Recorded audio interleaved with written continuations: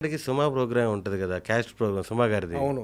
దాంట్లో నేను ఒక 5-6 సార్లు వెళ్ళా. ఆ, పోయిన ప్రతిసారి ఒక 70 లక్షలు 80 లక్షలు గెలుచుకున్నా నేను తీసుకోగానే. ఆ. సుదర్శన్ చెప్పు ఇప్పుడు ఈ 70 లక్షలతో ఏం చేస్తావు నువ్వు అంటే, నేను అక్కడ ఏదో సరదాగా ఫ్లాట్ కొంటున్నావు అవి కొంటున్నావు అని చెప్పా. ఇంకంతే. చాలా మందికి పాపం తెలియదు కదా, ఊర్లలో ఉండే వాళ్ళకి కొంతమందికి నిజంగానే డబ్బులేమో అంటారు. వీడు 5 సార్లు పోయాడు, దగ్గర దగ్గర 3.5 కోట్లు 4 కోట్లు దాకా ఏం చేశాడు? ఇంకా అలా ఉంటుంది. ఓకే. నేను అంటే హే భగవాన్ విషయానికి వస్తే ఏంటి ఇందులో మీ క్యారెక్టరైజేషన్ ఇప్పటి వరకు చేసిన సినిమాలతో పోల్చుకుంటే ఎలా ఉండబోతుంది క్యారెక్టరైజేషన్? ఇది యాక్చువల్గా ఒక డిఫరెంట్ బిజినెస్ పరిస్థితులు, రియల్ స్టోరీ లాంటిది.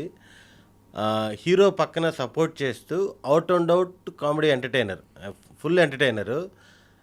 హీరో బాధల్లోనూ టెన్షన్లోనూ హ్యాపీలో అన్నిట్లో ఒక పక్కన ఒక ఫ్రెండ్ ఉంటాడు కదా, అన్నిటికీ ఈడు ఉంటాడు. అలాగా సుహాస్ పక్కన through out fun character. Okay.